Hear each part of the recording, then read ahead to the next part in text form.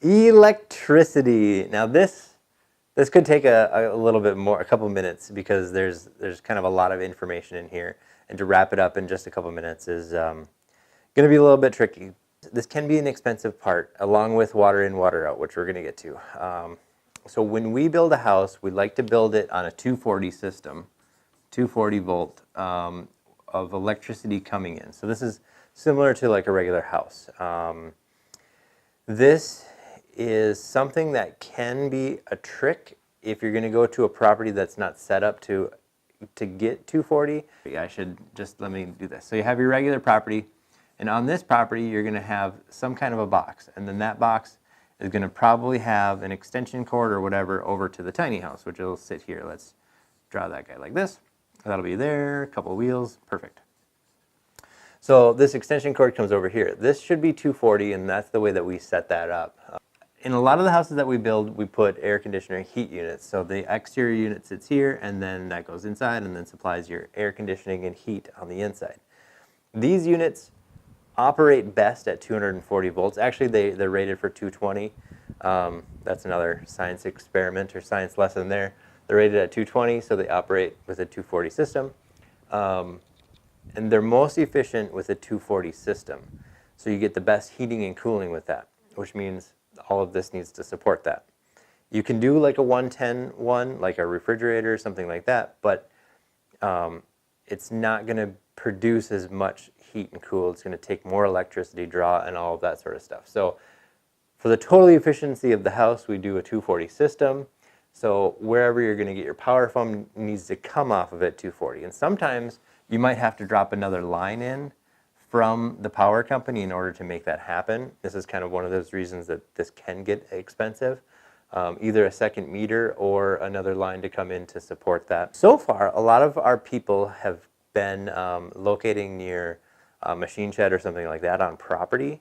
So in the machine shed, a lot of times they're already set up for a 240 system, or they have welders or other heavy-duty power equipment like an air compressor or things like that, some big industrial equipment. And if you have that in there, chances are you'll be able to pull a 240 line out of there. But that's kind of the general gist of it. I know that you can set up your tiny house with a 110 system or a lower voltage system.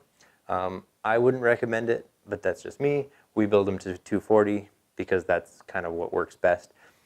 And then depending on your power usage in the inside, if you have a regular stove or you know, like an electric stove, that's going to want 240. It's going to be a bigger system too. So that's kind of electricity. But as far as the property goes, you're going to want to make sure that your access to electricity is as close to your house as possible. So this cord right here could be a buried line. It could come out to the house, go into some conduit, go buried underneath the ground, and then pop up.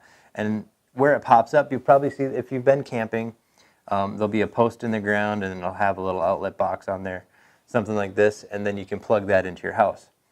The reason that you want this to get as close to your house as possible is because this line can be really expensive. I have I think it's a 40-foot extension cord in the shop, and it was about $300 or something like that. I don't remember exactly how much it all cost. We kind of put it together. But $300 just for the extension cord to go from our wall to the tiny house. So if you can get this stuff installed beforehand, this is a lot less expensive overall. But you don't necessarily need to do it that way. You can get a cord. I've seen them on Amazon and things like that for maybe a couple $100, depending on how long you need it. But it needs to support that 240. So that's one of those things. If you're not going to go in an off-grid situation, if you're going to have electricity, you need to have that on the property, and you need to have it as close to the house as possible. That's going to be your best case scenario. You can rent a digger or like a trencher to trench in that. You can do it yourself.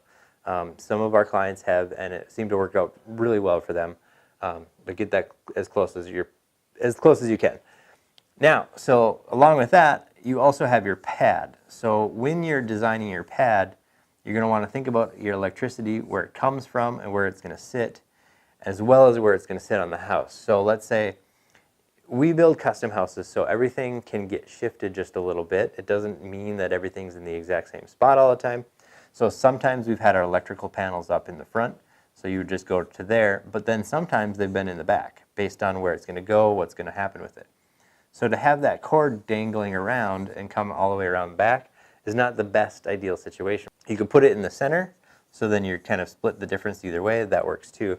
But really, when you're going through your layout on your entire foundation or your property level, really start thinking about all this stuff together and how it's going to work.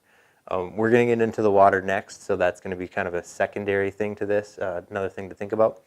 But that's kind of what I have for electricity. 240 is the way we set them up. You're going to want to bury that line as close as you can to the tiny house, and then you're going to want to put that in the orientation closest to where the panel is going to be without it being in the way of bringing the house in and out. So you kind of want to have it off to the side, towards the front corner, back corner, or to the side, something like that. That's pretty much the roundup on electricity. I could probably go 10 times deeper than that, but for this video, we're just going to leave it at that. I think that's great.